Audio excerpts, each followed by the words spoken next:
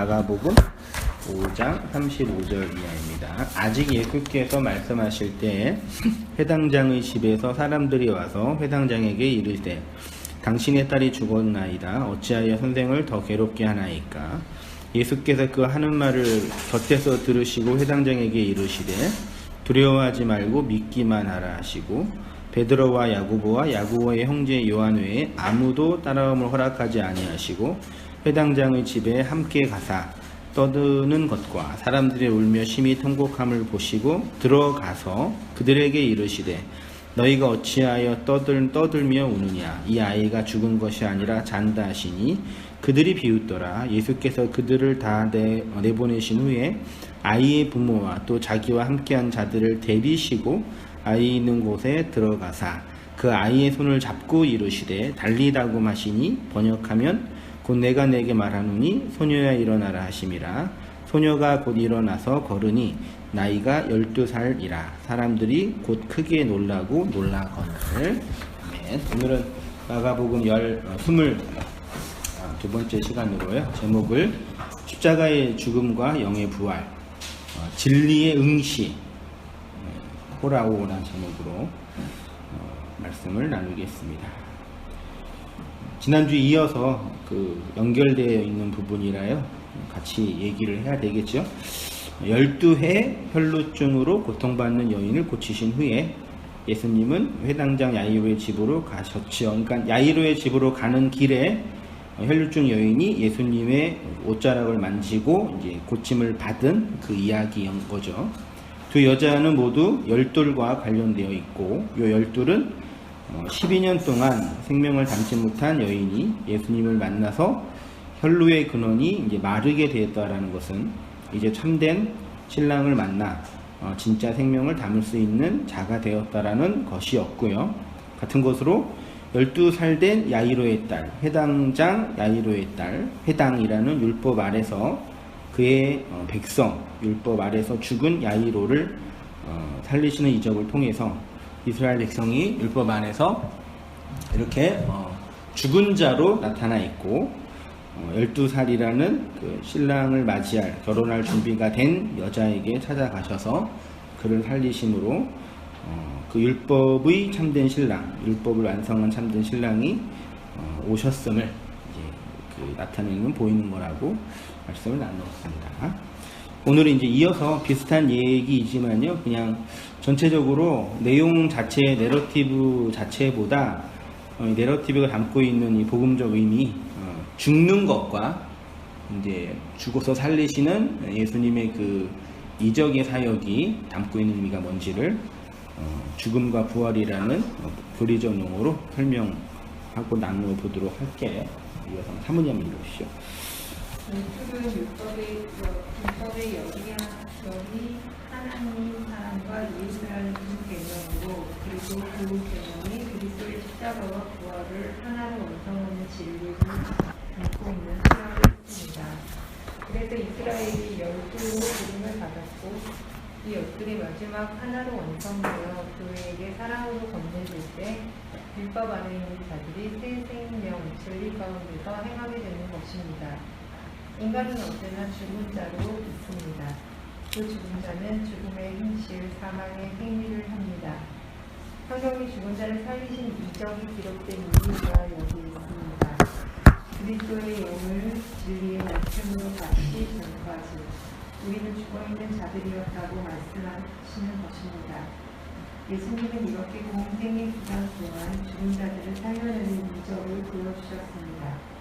복음서는 총 3번 죽은 자를 살리신 이적이 기록되어 있습니다. 첫 번째는 나인성 과부의 아들을 살리신 것이고, 두 번째는 나사로를 살리신 것이며, 세 번째는 회당장 야이로의 딸을 살리신 것입니다. 이렇게 율법 아래 죽어있는 자를 살려내심으로 당신이 십자가의 죽음과 영의 부활을 보여주신 것입니다. 네, 나인성 과부죠. 율법의 성 안에 갇혀있는 여인의 여인을 살려내는 거죠. 나사로는 무덤에 들어가 있었죠. 무덤에서 이제 3일 만에 나왔고요. 회당장, 율법 아래에 있는 그 자를 이제 살려내는 것. 모두 이제 죽는 자를 살려내는 이적을 통해서 이제 복음을 이제 증명하고 설명하는 거죠. 이런 죽은 자를 살려내는 이적에 대한 해석이 역사 속에서 많이 있었는데 가장 원시적이고 단편적인 해석이 뭐 해석이라고 하면 그렇지만 이런 이적이 여전히 지금도 우리에게도 나타날 수 있다라고 이제 주장하고 믿는 분들이죠. 그래서 신학에서도 이제 그런 논쟁이 있는데 이적이 지금도 있냐, 이적이 계속되고 있냐, 아니면 중단됐냐라고 하는데 이적이 뭐 실제로 신앙생활 하시는 분들 중에 그런 소소한 이적이라고 좀 그렇죠. 예, 소소한 이적, 하나님의 인도하심, 뭐 환경이 갑자기 막 나아지는 거, 뭐 이런 거 이적인가요? 건물 주인은 나가라고 했는데 옆에 있는 사람이 교회를 나가라 그러면 안 된다. 이런 게 소소한 이적이죠. 근데 죽은 자를 살려내는 이적은 뭐 되게 불가능한 거잖아요, 현실적으로. 아무튼 그래도 지금도 그런 이적이 가능하다라고 이제 성경에 있는 문자를 그대로 받아들이는 이제 좀 이제 과격한 확신 편향에 사로잡혀 있는 왜곡된 종교적 신념 등등이 있죠. 네. 예수님은 이적을 행하셨고 죽은 자를 살려내셨는데 그것이 담고 있는 의미가 뭔지는 설명해 보도록 할게요. 기독교의 캐리그마를 한마디로 말하면 십자가와 부활입니다. 요거를 이제 죽음 다나토스와 살아남 아나스타시스 혹은 에이레네라고 표현. 그러니까 복음의 캐리그마는 십자가, 기독교는 예수가 죽는 것과 예수가 살아나는 것, 여기 핵심이죠. 예. 이거 외에 없는 거죠, 사실은요. 그걸 예표하고 예증하고 증명하고 받아들인 자들의 역사적 설명들인 것 뿐인 거죠. 이런 율법 아래 죽어 있는 자들, 율법의 진리를 완성하신 그리스도를 통해서 살아나는 것이 복음의 핵심이라는 거고, 이렇게 죽음과 부활이 기독교의 핵심이며 복음 자체인데, 그래서 바울은 이 부활의 캐리그마, 죽음과 부활의 캐리그마를, 복음을 이렇게 이제 고백적으로 선언했지요. 고린도전서 15장 3절 이하인데요. 내가 받은 것을 먼저 너희에게 전하였노니, 내가 받은 것을, 바울은 복음을 연구하고 개발하고 깨달은 것이 아니라 뭐라고 표현해요? 받았다고 표현해요. 누구한테 받았어요? 예수님에게요. 어떤 예수님? 부활하신 예수님에게. 어디서요? 다메섹 도상에서요. 간단하죠. 그러니까 복음은 인간이 교리적 연구나 어떤 이 수고와 애씀을 통해서 자기가 개발하고 자기가 체득할 수 있는 차원이 아니라 건네어진 거라는 얘기죠. 되게 중요한 원리예요. 예수님의 머리가 영으로 교회에게 건네어진 것처럼 복음은 예수에 의해서 건네받은 거죠. 그러면 그 복음을 받은 자, 복음의 현실을 살아가는 성도는 그 안에, 그의 삶의 현실 안에 복음이 있다면 전제가 건네받은 게 있겠네요. 예수님으로부터. 이게 이제 중요한, 아주 단순하지만 중요한 원리죠. 전하였나니 성경대로 그리스도께서 우리 죄를 위하여 죽으시고 장사 지낸 바 되었다가 무덤에 들어가셨다가 성경대로 사흘 만에 다시 살아나사. 이거를 요 세 가지, 죽으시고 장사 지낸 바 되고 살아났다가, 이제 가장 기본적인 기독교 교리로, 이 교리로 이제 신앙 고백한 게 흔히 뭐라 그래요? 사도신경의 12신조를 중심으로 한 사도신경의 고백이죠. 이런 근거로 죽으시고 장사지되고 부활하셨다. 그 다음에 5절에 게바에게 보이시고 게바에게 보이시고 후에 12제자에게와 후에 500여, 그러니까 게바 12제자 500의 형제죠. 그래서 이제 요거를 근거로 이제 기독교의 예수님의 수제자, 기독교의 가장 중요한 핵심 제자는 누구라고 표현해요? 베드로라고 이제 흔히 하는 거죠. 베드로에게 그 예수님의 그 정통이 인계됐다라고 이제 얘기를 하죠. 아무튼 500의 형제에게 일시에 보이셨나니 그 중에는 지금까지 대다수가 살아 있고 어떤 사람은 잠들었으며 그 후에 야고보에게 보이셨으며 그 후에 모든 사도에게와 맨 나중에 만삭되지 못하여 난 자와 같은 내게도 보이셨느니라. 나중에 보겠지만요. 여기서 이제 건네받은 그 복음이 부활하신 예수님이 살아나셔서 하신 행동이 뭐예요? 바울에 의하면은 제자들한테 그 부활하신 예수님을 보여주셨다라고. 그 보이고 보이시다라는 단어가 4개인가 있나요? 네, 4개가 있어요. 여기 이제 헬라어로 그 호라오라는 이제 단어로 되어 있어요. 로마서 6장 5절 한번 읽어볼게요. 만일 우리가 그의 죽으심과 같이 같은 모양으로 연합한 자가 되었으면 또한 그의 부활과 같은 모양으로 연합한 자가 되리라. 우리가 알거니와 우리 옛사람이 예수와 함께 십자가에 못 박힌 것은 죄의 몸이 죽어 다시는 우리가 죄에게 종노릇하지 아니하려 함이니 이는 죽은 자가 되어서 벗어나 의롭다 하심을 얻었습니다. 만일 우리가 그리스도와 함께 죽었으면 또한 그와 함께 살 줄을 믿노니 이는 그리스도께서 죽은 자 가운데서 살아나셨음에 다시 죽지 아니하시고 사망이 다시 그를 주장하지 못할 줄을 알미로다. 그의 죽으심은 죄에 대하여 단번에 죽으심이요 그의 살으심은 하나님에 대하여 살으심이니 이와 같이 너희도 너희 자신을 죄에 대하여 죽은 자로 그리스도 예수 안에서 하나님에 대하여는 산 자로 여길지어다. 아멘. 이어서 한번 권사님 보시죠. 예수의 죽음과 부활 그리고 교회. 복음은 예수가 십자가에서 죽고 영으로 부활하여 교회에게 건네준 하나님의 사건이며 사역입니다. 성경은 이 복음을 역사 안에서 증언한 것을 압축하여 기록한 책입니다. 바울은 이 복음을 다메섹 부산에서 예수님에게 받았습니다. 이렇게 복음은 예수님에게 받은 것입니다. 그런데 예수에게 받은 복음의 내용이 무엇이냐면 성경대로 그리스도께서 우리 죄를 위하여 십자가에서 죽으셨고 장사되셨다가 부활하셨다는 선언입니다. 그런데 부활로 끝나는 것이 아니라 개바에서 보이시고 12제자에게 500의 형제 즉 교회에게 보이셨습니다. 여기서 중요한 것은 복음의 캐리그마는 예수의 죽음과 부활로 끝나는 것이 아니라는 것입니다. 복음은 예수의 죽음과 부활을 목격한 자들에게 건네어진 사실이며 그들에게 임한 영향력이라는 것입니다. 그렇지 않고 죽음과 부활만이 복음이라고 한다면 기독교는 단순히 교리적 체계일 수밖에 없는 것입니다. 이렇게 되면 또 다른 율법의 체계로 묶이는 것이 됩니다. 이 차이를 분명히 안 바울은 복음의 캐리그마를 예수의 죽음과 부활로만 정의하지 않고 그 죽음과 부활을 목격한 교회에 대하여 선언하고 있는 것입니다. 네, 감사합니다. 그러니까 이제 뒤에 나누겠지만요.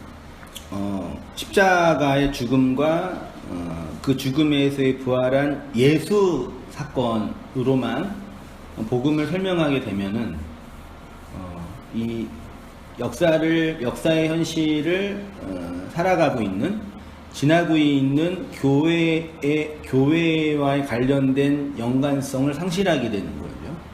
그러면 어떤 게 되면 제가 이제 지적했지만 또 다른 차원의 체계가 되는 거예요.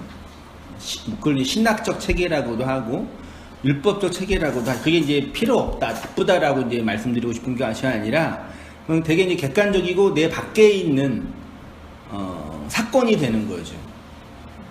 그러니까 윤리적으로 목사에게 사람들이 기대하는 심리를 생각해 봤어요. 옛날에요. 경제학자가 주식 투자를 실패하면은 경제학자의 사상이 무너지나요? 실제로 경제에 관련된 공부하는 분들이 주식 많이 못해가지고 교수님들도 그렇고 상관이 없잖아요. 그거는요. 대부분 못 알아요?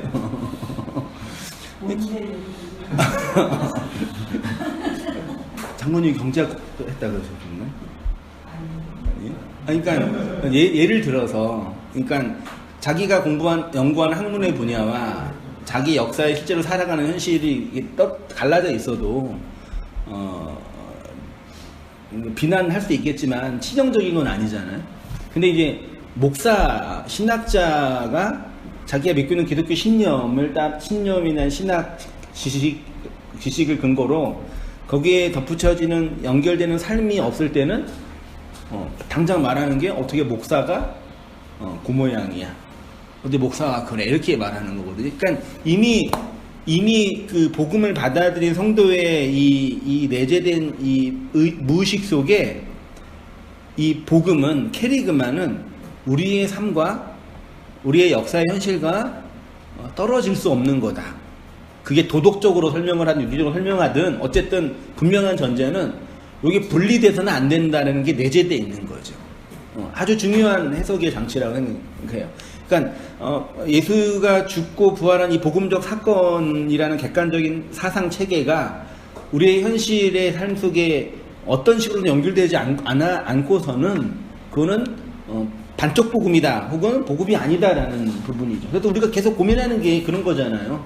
내가 믿었는데, 내가 알고 있는데 나는 어떻게 살아야 되냐, 또 혹은 내 삶을 뭐냐, 왜 내 삶은 이것뿐이 안 되냐, 나는 왜 드러나는 게 죄와 악뿐이 없는 거냐라는 내면적 고민이 있는 거고, 또 다른 사람을 향해서도 너는 오래 믿는다고 하면서도 진리를 깨달았다고 하면서도 하는 행동은 뭐 완전히 비질리고 어린아이인데 그럼 나랑 차이가 뭐야, 이런 식의 옳고 그름의 문제가 아니라 이미 고민이 우리한테 내재되어 있는 거죠. 이는 즉 십자가의 죽음과 부활이 우리의 삶의 체계와 관련되어 있는 거고, 바울은 그런 부분에서 어떻게 표현했냐면은 십자가의 죽음과 부활로만 묶이는 것이 아니라 그거를 목격한 자들 혹은 그것을 건네받은 자들에 관한 것이죠.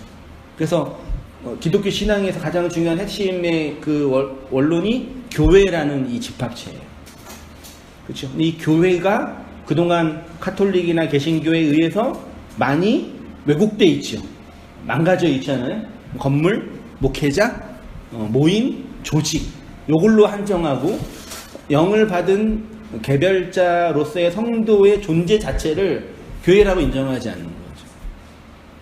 그래서 교회를 가야 된다고, 교회 생활을 해야 된다고, 교회에서 봉사해야 된다고 그러고, 이런 어떤 언어적 표현이 우리 안에서 나타나고 실현되고 있는 그 십자가의 죽음과 부활을 목격한 자로서의 교회됨의 내용이 상실되어 있는 현실이라는 거죠. 코로나 이후에 이제 현실 교회가 점점 어려워지고 있기 때문에 좀 아쉬운 부분이 있지만 되게 중요한 어떤 신학적 전환을 우리에게 설명해 줄 수 있는 어떤 내용이라고 생각이 들어요. 요즘에는 교회됨, 교회 존재의 현실의 모습이요. 모이고 조직화하고 일을 만드는 어떤 이런 율법적 체계 안에서 있는 어떤 현실 교회의 모습이요. 아무튼 그래서 이제 어떻게 정리했냐면요, 죽음과 부활을 목격한 교회에 대하여 선언하는 것이죠. 인류 역사상 죽으시고 부활한 분은 예수님뿐이 없죠. 다른 종교에 죽었다가 살아난 이적이 있는지는 제가 다 몰라서 모르겠지만 상식적으로 알기에는 없는 것 같거든요. 인류 역사상 죽으시고 부활한 분은 예수님뿐이 없습니다. 근데 요 죽음과 부활을 해석하는 방식에 양극단이 언제나 있어 왔습니다. 영지주의자들은 예수의 죽음은 비유와 상징이기 때문에 그 가면설이라 그러죠. 거짓 가 혹은 임시할 때 가짜고 나타날 현자, 거짓으로 나타났다, 임시적으로 나타났다, 뭐 그런 뜻이래요. 가연설. 예수님은 실제로 십자가에 못 박혀 죽은 것이 아니다. 왜요? 깨끗한 영이 불결한 육체에 들어올 수 없다. 그거는 그것을 믿었던 초대교회 성도들의 신앙적 신념이다. 의미화된 상징이다. 라고 본 거예요. 지금 나가면요. 그분이 역사적으로 죽고 살아난 사건 자체가 중요한 것이 아니라 지금 우리에게 어떤 의미가 됐느냐가 더 중요한 것이라고 주장했습니다. 그러나 영지주의자들이 주장하는 상징적 죽음이 예수의 죽음이 담고 있는 모든 의미가 될 수 없습니다. 예수의 죽음, 그러니까 요거를 제가 이걸 그냥 그래서 요거를 예수라고 할게요. 예수가 갖고 있는 이 내용에 대한 의미는 요 자체도 중요하지만 반드시 역사 속에서 어떻게 돼요? 그러니까 하나님 우리에게 보여주시고 설명하고자 했던 그 예수 자체가 있지요. 진리 자체가 있고, 근데 그건 역사 속에서 어떻게 돼요? 반드시 시간과 공간 속에서 갈리든지 혹은 포장이 되든지 할 거 아니에요. 반드시. 그러니까 우리가 지금 성경을 통해서든 성경의 해석의 산물인 신학을 통해서 보고 있는 예수는 하나님이 가르치는 그 예수가 아니잖아요. 그 인정해야죠. 역사 속에서 조작이라고 좀 그러면 그렇지만 이게 포장된 혹은 가미된 예수지요. 맞아요? 아니 목사님, 내가 믿고 있는 그 예수는 진짜 하나님이 전해준 예수의 그 속으신 거예요. 맞잖아요. 누군가가 해석한 산물을 우리가 들은 거잖아요. 아니 심지어 성경도 번역한 거고 필사한 거잖아요. 필사할 때 오타 나올 거 아니에요. 반드시. 그 진리 자체가 이거는 없다라는 얘기가 아니라 있는데 역사 안에서 이제 변개 혹은 포장 혹은 의도적인 조작까지 다 있는 거죠. 의도했던 의도하지 않았던, 악의로 했던 선의로 했던, 그게 있는 거죠. 그렇죠? 예수라는 실체에 대한 거예요. 그러니까 이게 없다라고 말하는 게 이제 소위 말해 영지주의자죠. 이게 아니라 지금 나한테 이거 의미가 중요하다. 여기 중요하다. 여기에요. 그래서 이 신비한 지식을 비밀스럽게 깨닫는 것이 중요하다라고 이제 보는 거죠. 왜냐하면 이 육은 항상 부정한 거고 깨닫는 영의 지식이 선한 것이기 때문에 아무튼 그렇게 이제 봤고요. 요것과 정반대에 있는 해석적 틀이 소위 이제 역사적 사건으로 보는 거예요.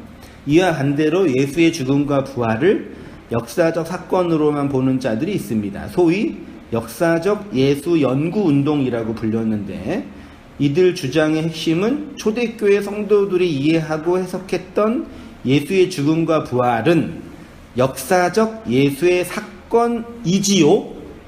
예수님이 실제로 인간으로 죽고 부활하셨지요. 근데 그 사건을 교회가 포장한 거예요. 지금 우리가 갖고 있는 그 예수 사건은 교회에 의해 포장된 혹은 사람들에 의해 포장된 예수 사건이에요. 그럼 지금 우리 성도는 신학자는 뭘 해야 돼요? 슈바이처에 하면은 이 포장된 거를 뭐 해야 돼요? 긁어내야 돼요. 요걸 소위 이제 비평이라 그래. 문학 비평 무슨 비평을 긁어내서 그 2000년 전에 오신 그 예수, 그게 정말 뭐냐라고 보는 운동이죠. 아주 그 계몽주의 이후에 기독교 역사에 아주 큰 획을 그었던 그 인문학적, 지적인 활동이거든요. 때문에 2000년 전에 예수가 오신 그 시점으로 가서 사람들이 덧붙인 그 예수를 제거하면 참된 예수가 나올 터인데 그 예수를 연구하자는 것입니다. 이렇게 예수의 죽음과 부활을 역사적인 사건으로 사실로만 보고 연구하게 되면 지금 여기 나에게 역사하는 하나님의 나라와는 상관없는 역사적 사실만의 기독교가 될 뿐이지요. 그렇게 되면 예수의 죽음과 부활의 의미보다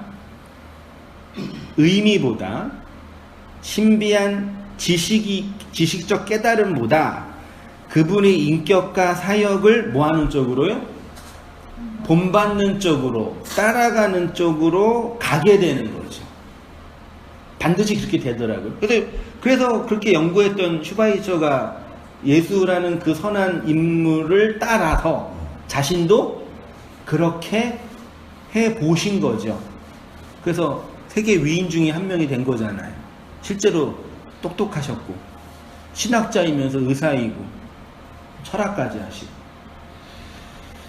그렇게 되면 예수의 죽음과 부활의 의미보다 그 인격과 사역을 본받는 것이 중요한 교리가 되기도 합니다. 이렇게 교회의 역사는 언제나 이 두 극단이 있었습니다.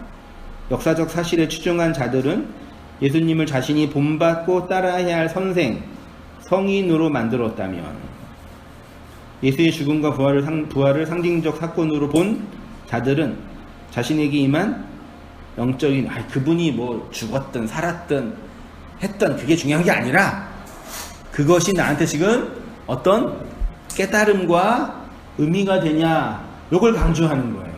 전자는 나의 지금 깨달음과 의미보다 그 자체가 뭐냐라는 얘기죠.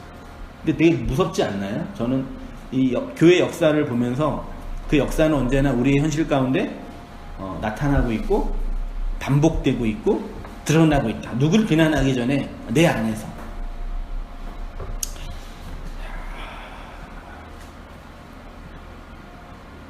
요건들 부활의 목격자들 그리고 그들의 삶들 한번 설명해 보시죠.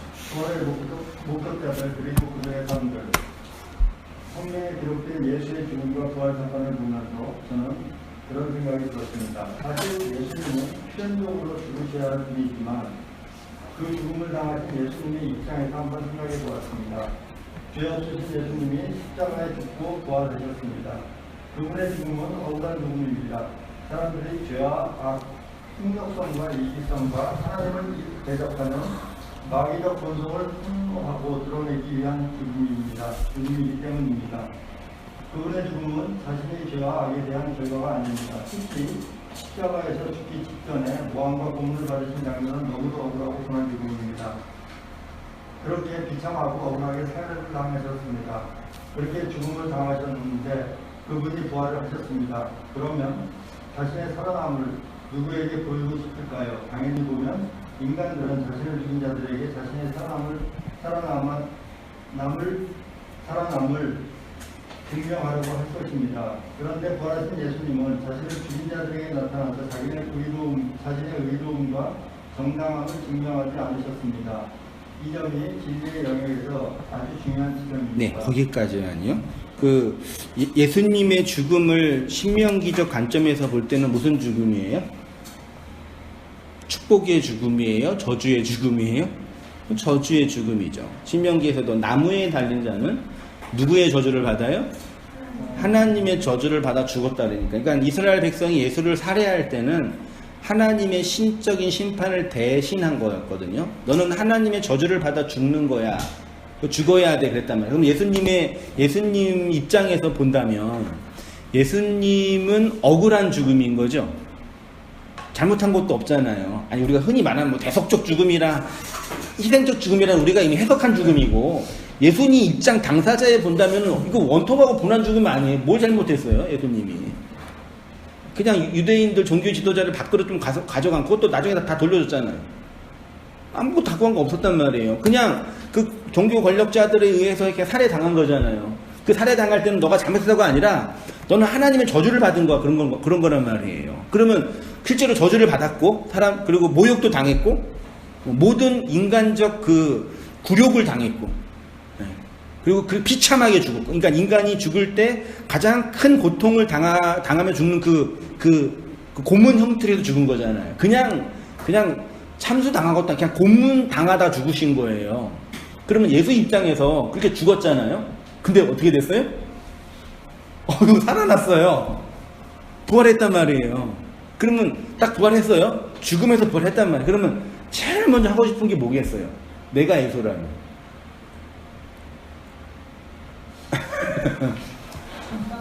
나 죽인 애들한테 가서 나 살아났어. 네. 니네가 생각했던 것처럼 나는 그렇게 저주받은 자가 아니야. 나는 하나님의 축복받은 아들이야 라고 증명했을 거 아니에요. 그게 귀신이잖아요. 근데 그렇게 예수님은 단 한 번도 성경에 기록되지 않아요.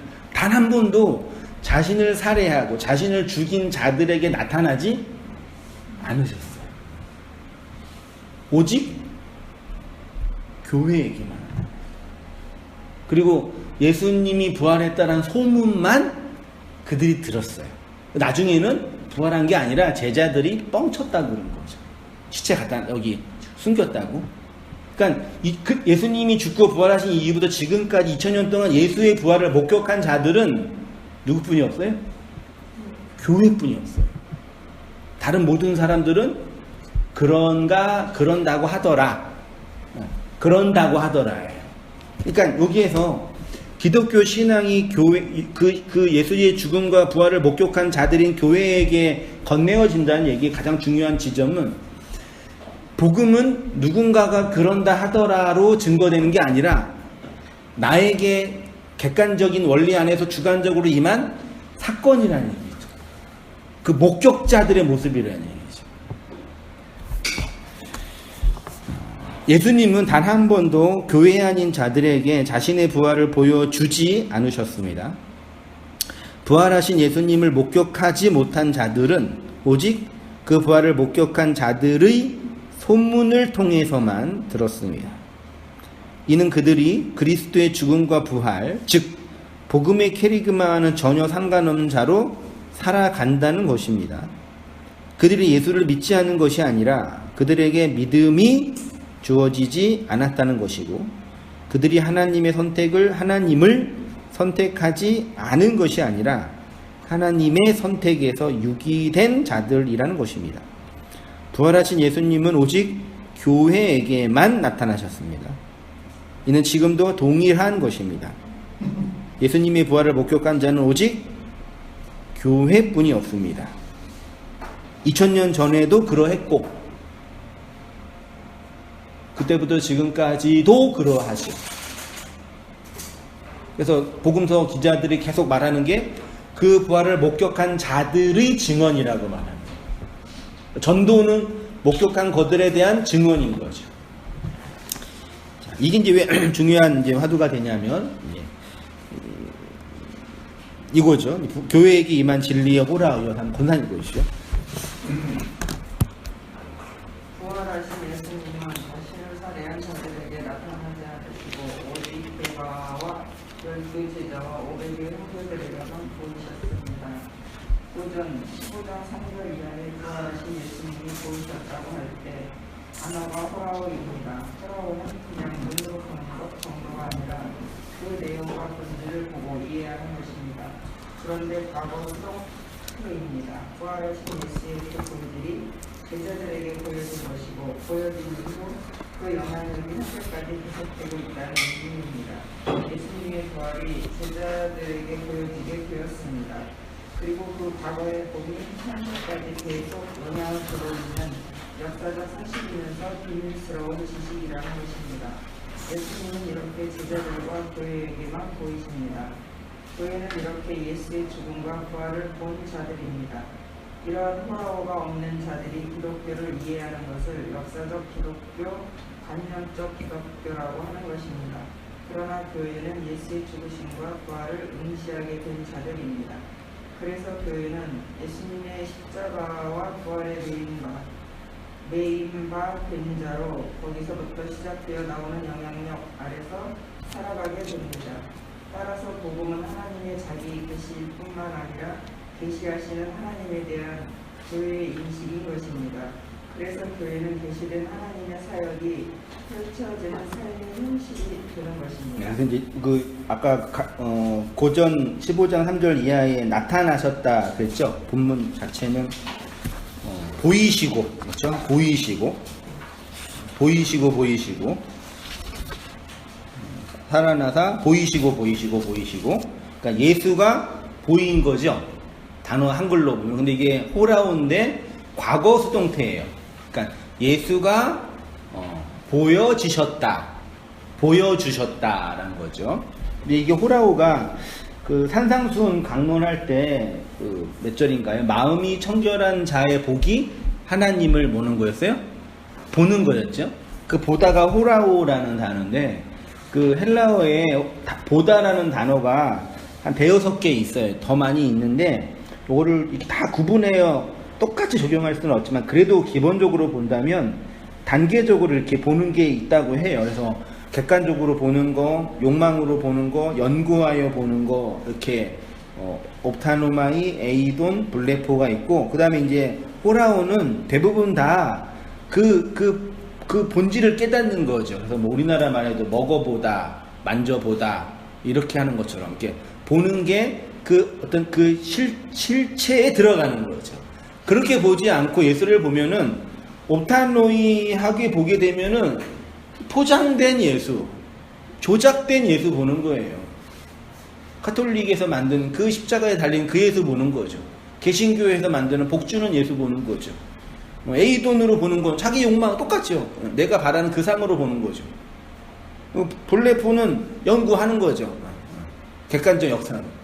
당연히 이런 과정이 있는 거죠. 근데 호라우는 그 본질을 깨뜨는 거니까 그거는 내가 그 자체를 연구하고 깨달아서 보는 차원이 아니라 그 주체가 나에게 보임의 실체를 이렇게 펼쳐주는 거죠. 계시해 주는 거죠.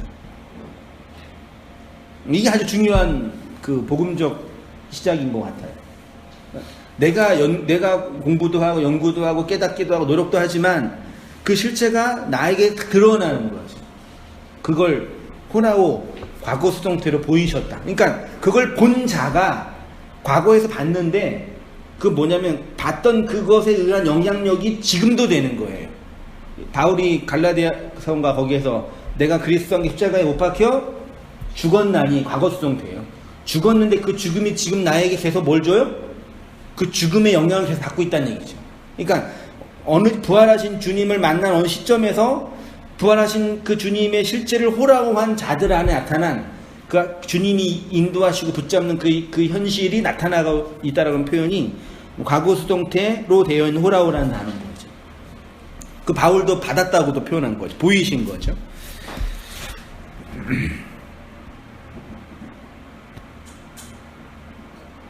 예, 다 읽으신 거죠? 그래서 이제 이렇게 진리에 의해서 선택된 성도는 유기되기 위해서 지어진 세상과는 다른 삶을 살아가게 되는데 부활하신 주님이 호라오로 우리에게 함께 하시기 때문이지요. 바울은 하나님의 계시가 인식된 교회의 삶의 현실을 이렇게 이제 선언하고 있습니다. 로마서 6장 9절에 그러므로 우리가 그의 죽으심과 합하여 세례를 받음으로 그와 함께 장사되었나니 이는 아버지의 영광으로 말미암아 그리스도를 죽은 자 가운데 살리심과 같이 우리도 또한 새 생명 가운데서 행하게 하려 함이라. 많이 나눴던 말씀인데 행하게 하다가 페리파테오라는 단어인데 함께 걸어가다, 쉬운 말로는 동행하다. 그러니까 장사되고 죽으시고 장사되고 부활했어요. 주님과 함께. 그래서 부활한 자는 어떻게 살아가요? 새 생명 안에서 걸어가는 삶이라고 표현하고 있어요. 이어서 우리 한번 조금만 보십시오. 그리스도를 바라보는 삶, 여기서 말하는 행함은 아담들의 선악체계가 정의하고 합의이동 틀속에서의 행함을 말하는 것이 아니라 하나님을 향한 믿음으로 결과되어지게 하는 행함입니다. 복음서에서 예수님을 믿기만 하라는 말씀이 이러한 내용입니다. 예수 그리스도는 죽으시고 부활하신 후 그리스도의 영으로 교회에 임하셨습니다. 그래서 당신만을 의시하게 하셨습니다. 이 의신 호라오가 곧 하나님과의 동행이고 연합인 것입니다. 그래서 승천하신 예수님은 항상 우리와 함께 하실 것이라고 선언하신 것입니다. 네, 이어서 장로님. 항상 너희와 함께 있으리라. 이렇게 교회와 함께 하시는 것을 동행이라고 합니다. 그러면 하나님이 그리스도와 우리와 영원히 함께 하시는 이 동행의 목적은 무엇이겠습니까? 예수가 그리스도의 영으로 우리에게 보이신 그 응시하게 하는 것의 목적이 무엇이겠습니까? 나만 보라는 것입니다. 너희는 나 없이 존재할 수 없으니 나만 의지하라는 것입니다. 이것이 새 생명 가운데 행하는 삶입니다. 예수님이 칭찬하신 믿음의 본질이 바로 이러한 것입니다. 이러한 믿음의 속성을 설명하기 위해서 예수님은 우리의 신랑으로 남편으로 오신 것입니다. 12해를 혈루증으로 고통받는 여인에게 생명을 주시는 분이고 율법 아래서 죽어있는 12살 된 야이로의 딸을 살리신 것도 신랑이 오셔서 오직 그 신랑만 의지하게 하시는 이 복음의 진리를 설명하신 것입니다. 네, 결국 혈루증 여인과 12살 된 야이로의 딸에게 필요한 것은 진리의 남편입니다. 율법 아래 죽어있는 여자를 살릴 수 있는 남편은 죽고 부활하여 진리로 오시는 영, 그리스도만이 교회의 진정한 남편이 됩니다. 이렇게 예수님은 교회의 남편이 되셔서 교회와 동행하십니다. 그래서 교회의 존재의 목적이 유기되는 세상과는 다르게 됩니다. 신부는 신랑 없이 존재할 수 없는 자입니다. 그 둘이 하나가 될 때 진짜 생명이 되는 것입니다. 그래서 하나님은 여자에게 장가들러 온 신랑으로 비유하셨습니다. 마태복음 1장에 있는 예수님의 족보에 5명의 여자가 등장하는데 모두 율법으로 상징되는 첫 번째 남편의 죽음과 진리로 상징되는 진리의 남편의 생명을 받은 자로 나타나죠. 3절에 유다는 다말의 두 번째 남편이 누구라고요? 유다죠. 인간적으로 받아들일 수는 없지만 첫 번째 남편들의 율법의 남편들의 죽는 역사를 경험했죠. 그 다음에 라합의 첫 번째 남편은 가나안 땅인 거죠. 사실은요. 가나안 땅을 버렸죠. 롯도 당연히 죽었고, 우리아의 아내 바세바의 첫 번째 남편이 우리아잖아요. 그러니까 다윗과 우리아를 비교할 때 누가 더 멋있어요?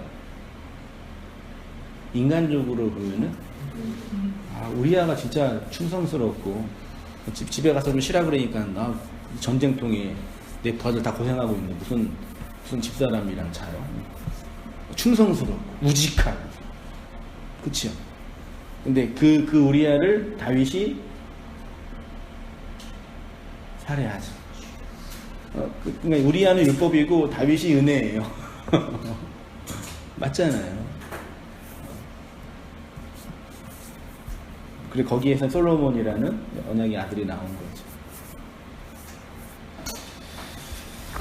자, 마리아도 당연히 쓴 물인 거죠. 진리의 남편과의 세상살이 한번 읽읍시다. 우리 신랑이신 예수님이 우리와 동행하시는 것은 영원전의 약속이며 언약입니다. 내가 너희와 영원히 함께하리라. 내가 너에게 장차 주리라 라고 하셨습니다.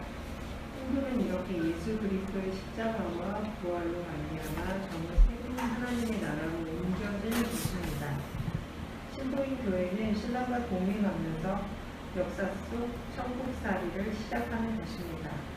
우리의 참된 신랑이신 예수 그리스도는 교회를 품고 죽으시고 살아나셨습니다. 그리고 이 역사 속에서 교회에게 나타나셔서 그리스도만을 응시하게 하신 것입니다. 이렇게 그리스도로 호라호한 성도에게는 하나님과의 동행으로서 소통과 사귐이 있는 것입니다.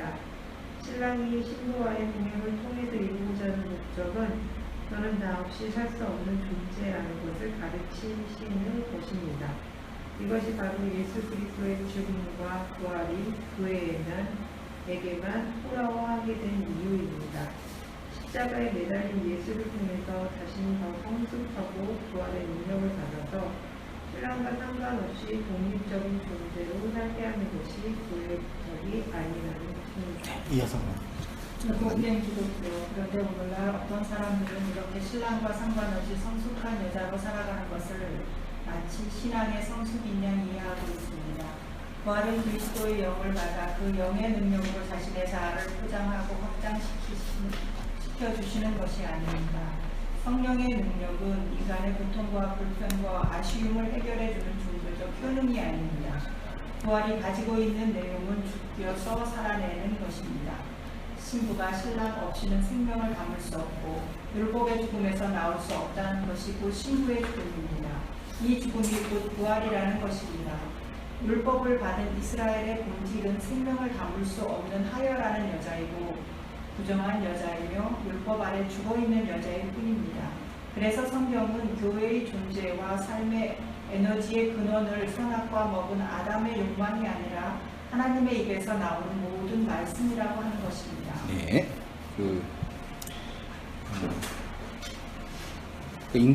인간에게 있어서의 종교로서의 기독교가 필요하게 된 이유는 결국 인간의 이제 존재적, 육체적 한계 때문인 거죠. 고통. 그래서 기독교 이성주의자인 어떤 그 신학자는 고통의 이유가 뭐냐라고 끊임없이 신앙적 질문을 한 거잖아요. 그 고통이 답해야 된다는 얘기죠. 누가요? 하나님이 답해 주시든지 이유를 얘기해 주시든지 혹은 이겨낼 능력을 주시든지.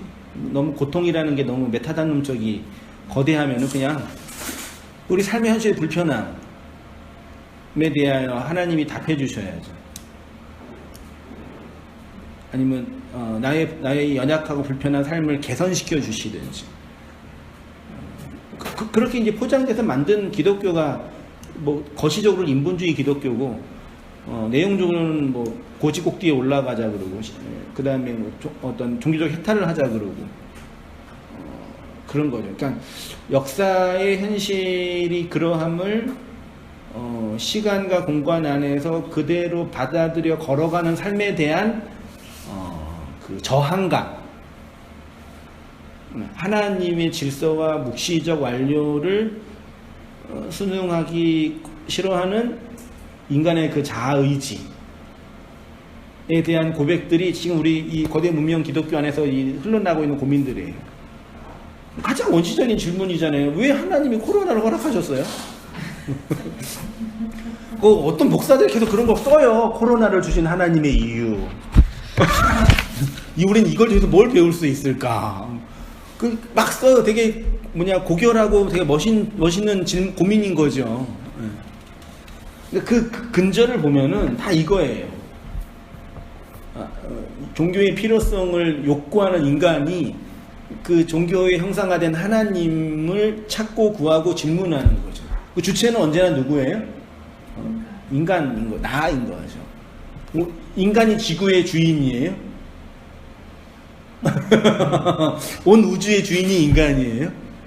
자연 질서 속에 본다면 인간의 이 현실은 그냥 아무것도 아니잖아요. 어떤 의미에서 코로나가 화가 난 걸, 바이러스가 화가 난 걸 수도 있죠. 인간이 하도 득세해서 자신들을 힘들게 하니까, 야, 얘네 좀 없애야 돼. 너무 이상한 얘기인가요? 아니, 그러니까 이런 고민 자체가 인간이 온 세상의 주인이고 주체다라는 게 이미 내재되어 있는 거고, 하나님은 그런 인간의 주체성을 주장해주고 보호해주고 돌봐주는 그런 존재로 만들어 놓은 거죠. 그래서 당신은 사랑받기에 태어난 사람이라느니, 당신은 온 우주의 주인이라고 한다느니, 이런 식의 얘기가, 그런 얘기가 언제 필요하냐면 청소년기 때 필요하거든요. 자아가 만들어지기 전에. 그 아담들이 그냥 결국은요, 아담의 그 존재 방식이라는 얘기죠. 불편과 아쉬움을 극복할 수 있는 분으로서의 하나님, 예수님, 성령님이신 거죠. 근데 이제 하나님이 이런 인간들 어떻게 하셨어요? 그냥 안전히 갈아 마셨죠. 죽이셨죠. 그 예표로 이스라엘의 광야 40년, 38년이 그 이야기인 거잖아요. 그래서 광야 기간 동안 하나님 이스라엘에게 가르쳐 주신 그 정답이 뭐예요? 이거잖아요. 신명기 8장 3절에 너를 낮추시며 너를 줄이게 하시며 또 너도 알지 못하던 내 조상들도 알지 못하던 만나를 내게 먹이신 것은 사람이 떡으로만 사는 것이 아니요. 여기서 떡은 뭐예요? 인간의 이 아담의 욕망을 살찌게 하는, 아까 제가 질문했던 고통과 불편의 아쉬움을 해결해 주는 종교로서의 그 질문으로 표현된 율법인 거죠. 그건 다 주어졌어. 그걸로 살아가는 거야. 근데 너희는 그걸로는 못 살아. 그걸로만 못 살아. 그 얘기하신 거죠. 여호와의 입에서 나오는 모든 뭐래요? 말씀으로. 그래서 그 말씀을 가르쳐주기 위해서 광야니까 공부도 못하니까 만나라는 하나님의 말씀을 이렇게 차용해가지고 이 말씀이 만나야 이거 먹어봐. 먹으면 어떻게 돼? 너는 죽어. 그래서 이제 여기서 죽고 가나안이라는 새로운 땅에서 살아난 자로 살아가는 거야. 그걸 설명해 준 거잖아요. 저 역사 아주 간단하고 명료한 게. 그게 성경에 대한 역사적 복음적 이해라고 저는 믿고 있거든요. 이거를 다 어떻게 사람들이요? 다 포장하고 왜곡하고 조작하고 자기 입맛에 맞게 조정하는 거죠. 마태복음 4장 4절 예수께서 대답하여 이르시되 기록되었으되 사람이 떡으로만 살 것이 아니요 하나님에서 나오는 모든 말. 그러니까 예수님이 광야 40년 다시 이제 에키스로 40일로 하신 거죠. 똑같이 반복해서 이스라엘의 모습과 똑같은 거예요, 사실은요. 그래서 곧바로 오셔가지고 현상수훈에서 뭐 하신 거예요? 하나님에서 나오는 모든 말씀으로서 그 말을 쭉 강론하신 거죠. 쭉 얘기하시고 그 산상에서 그 산의 말의 내용이 뭔지를 못 알아 먹으니까 그 산과 똑같은 산인 골고다라는 하나님의 그 죽음의 산에서 그 말씀의 내용 십자가를 설명하신 거죠. 그리고 교회는 신의 오순절날 성령을 받아가지고 예수님 말한 그 산의 십자가의 의미가 뭔지 자기한테 이제 보이신 거죠. 그러면 이 세상에서 펼쳐진 이 율법의 세상과 성경에서 계시된 여러 가지 내용들이 이러한 상징과 모형을 담고 있구나를 담고, 그럼 하나님의 주권과 섭리와 인도하심 아래서 페리파테오, 동행하며 걸어가는, 신랑을 의존하고 그 말씀을 의지하는 자로 살아가는 모습으로 있는 거죠. 그걸 바울이 우리는 날마다 중노라고도 고백하고 연약한 자라고도 하고 죽음으로 넘겨진 자라고도 하면서 세상과 다른 연약한 육체 안에 살아가는 자로 묘사한 것뿐인 거죠. 하나님 입에서 나오는 모든 말씀으로 살아가는 자들이요. 요한복음 6장 6절에 의하면 6장 6절 다 아시는 거니까 살리는 것은 영이니 육은 무익하니라 그랬죠. 무익한 육은 뭐예요? 그것도 사람들이 다 이게 보세요. 살리는 것은 영이야. 육은 무익해. 누구에 관한 말이에요? 뭐에 관한 말이에요? 누구를 향해 하는 말이에요? 니네 육체는 무익해. 그 말을 하는 거겠어요? 니네가 백날 해봐. 니네 육체는 무익해. 그게 아니라 이제 니네 앞에 있는 나는 육이잖아. 나는 못해. 나는 그 생명을 주지 못해. 그러니까 이 무익한 육은 지금 이적과 표적과 기사를 보여주고 있는 예수의 육체를 말하는 거예요. 그렇지 않아요? 내가 이런 나가 회파되고 죽어서 영이 돼서 너희 마음과 너희 역사의 현실에 들어가는 그 영으로만 너가 살아나. 그걸 구약에서는 하나님이서는 모든 말씀이라고 말씀하신 것 뿐이죠. 지금 우리에게는 성령으로 임한, 영으로 임한 하나님의 그 진리인 거.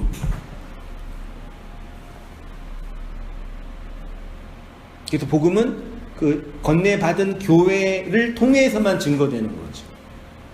다른 사람은 그렇다 하더라 라고 소문만 듣고 오는 거고요. 소문 듣다가 다시 말이 임하면은 들어오는 거고, 소문 듣다가 그 소문으로 끝나면 가다가 그냥 가는 거고.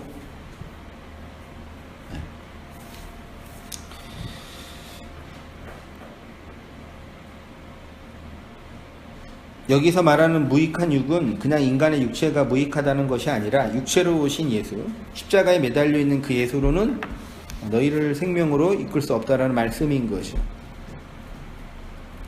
그래서 육으로 오신 첫 번째 남편이 죽고 영으로 오신 두 번째 남편과 연합하여 살아가는 것이 교회의 천국살이, 세상살이라고 하신 것이요. 교회는 이렇게 신랑의 말씀, 그 진리의 씨를 받아 생명을 잉태하여 진리를 낳는 자로 살아가는 거죠. 그러면 교회가 그 남편, 두 번째 남편 대신 그 신랑의 참된 씨, 말씀을 사모한다는 얘기는 포장된 예수, 포장된 진리, 그다음 조작된 진리가 아닌 그 하나님이 우리에게 건네준 그 진리에 대한 열망과 사모함을 따라 살아가는 거죠. 근데 그거는 받은 자만 아는 거죠. 그렇죠? 그래서 이제 교회 인간의 모임은 어떻게 해야 돼요?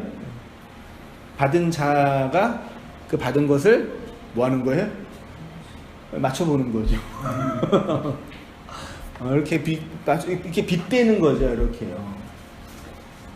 아니, 그러니까 나 받았어. 나 혼자 그러면 뭐가 돼요? 정신병자. 아니, 우리 무슨 얘기가 아니에요. 나 진리, 그래서 우리나라에서 하나님에게 가장 많은 데가 어디예요? 교회가 아니라 정신병원이에요. 어젯밤에 받았다 그러거든요. 실제로 얘기해요. 이렇게요. 그걸 폄하하고 비웃는 게 아니라 인간의 그게 내적 확신은 강하단 말이에요. 내가 살아가는데 나의 고난과 눈물 속에서 내가 받았단 말이에요. 우리가 다 받았잖아요. 그걸 나 혼자 주장하면 뭐가 돼요? 정신병자 아니면 교주가 되는 거죠. 대부분의 교주는 다 정신병자예요. 똑같은 증상이에요. 정신병자 혼자 있는 사람이고 교주는 따라오는 사람이 많이 있는 거예요. 이 세상은 사실 정신병동이니까 사실은. 그러니까요. 그래서 교회의 모임과 교회의 연합은 주께서 주신 그 언약과 그 씨를 말로 신학적 고백, 선언과 고백으로 비추어 보는 거죠. 그래서 그것이 그 하나님이 건네준 그 진리의 그 진리라는 걸 확인하고, 그러니까 이거는 나한테 진리의 확신이 없다라는 불가지론도 아니고요. 나만 진리다라는 그런 확신주의자도 아니에요. 구원을 받아야 된다라는 구원의 불가능성을 말하는 게 아니에요. 걸어가는 삶의 현실이란 말이죠. 그래서 성도에게는 그런 내적 확신이 있을 뿐만 아니라 내적 확신을 근거로 한 그 진리에 대한 이 다른 것들, 도작된 것들에 대한 전제를 깔고 가는 거죠. 그렇죠? 정답은 있지만 그 정답을 내가 주장할 필요는 없는 거죠.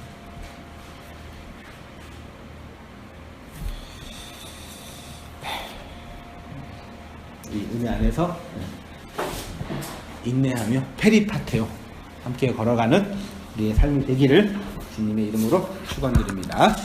기도하겠습니다. 고마우신 하나님 아버지, 예수의 그 채로 오신 말씀의 내용이 십자가에서 파괴되어지고 저주받아서 우리에게 진짜 생명과 언약으로 우리를 살리는 하나님의 말로 우리의 인생에 임하였고 나타났음을 깨닫게 하시고 고백하게 하시고 배우게 하시니 감사합니다. 진리의 남편과의 이 세상살이, 더부살이 속에서 외롭고 고통받고 눈물을 흘리며 낭망할 때가 있지만 그런 저희를 꼭 품어 안으시고 붙잡으시고 인도하시는 그 진리의 주권과 능력 안에서 인내하며 살아가는 저희의 모든 삶들 다 되어지도록 주여 인도하여 주옵소서. 우리를 낮추시고 주례게 하신 하나님의 역사의 현실 안에서 하나님의 입에서 나오는 모든 말씀으로만 살아가고 있음을 발견케 하시고 그 안에서 우리가 마땅히 고백하고 열매로 나타내야 할 것이 무엇인지를 배우며 그 진리로 오롯이 살아가는 저희의 모든 삶들 되어지도록 주님 인도하여 주시옵소서. 이제는 우리 주 예수 그리스도의 은혜와 하나님 아버지의 크신 사랑과 성령의 교통하심이 살아가는 모든 성도님들의 삶 속에 지금부터 영원까지 함께 있을지어다. 아멘.